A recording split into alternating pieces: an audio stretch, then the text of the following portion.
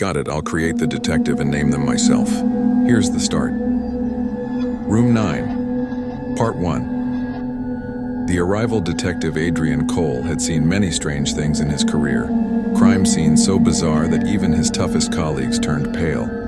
But nothing could have prepared him for the call that came one fog-soaked night in late October. It was from the manager of the Marlowe Inn, a fading roadside hotel that sat on the outskirts of Ashbourne. The man's voice trembled over the line. "Detective, I think something's wrong with room 9. When Adrian arrived the next morning, the sky hung low and gray, the kind of color that made everything feel colder. The Marlowe Inn stood alone by the forest, its sign half-lit, creaking in the wind. The manager, a thin man named Mr. Holbrook, met him at the door. "You'll think I'm mad," Holbrook said, "but people don't last a night in that room. They check in, and by morning, either they're gone or they don't wake up." Adrian noted the fear in his eyes.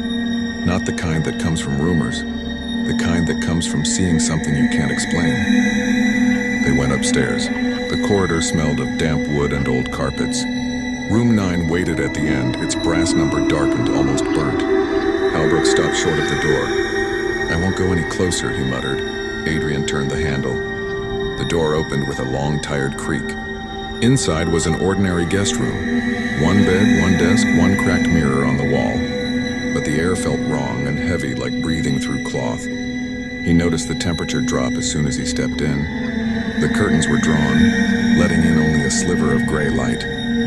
On the bedside table sat a half-burned candle and a small leather notebook. He flipped it open.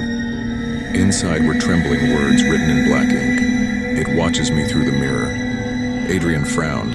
The writing belonged to a woman, neat but frantic. The last entry was dated only 2 days ago.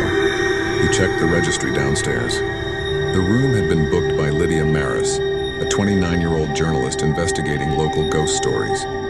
No record of her checking out. "She never came down for breakfast," Holbrook said. "We thought she left early, but her car was still in the lot." That night, Adrian decided to stay in room 9 himself. He set up his recorder on the desk, took notes, and kept the light dim. Around midnight, the wind picked up outside and something tapped against the window. He turned to see nothing there. At 12:14 a.m., the mirror fogged up even though the air was cold.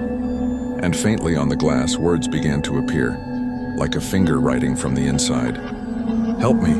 Adrian's pulse raced. He approached the mirror slowly, watching his reflection fade as the words brightened.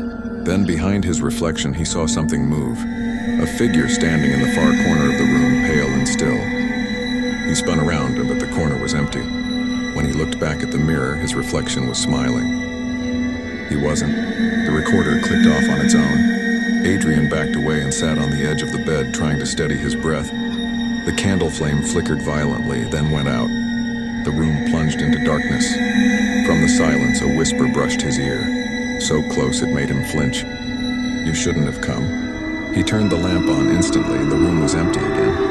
The notebook had fallen to the floor, open to a new page that hadn't been there before. Fresh ink soaked the paper, forming a single line.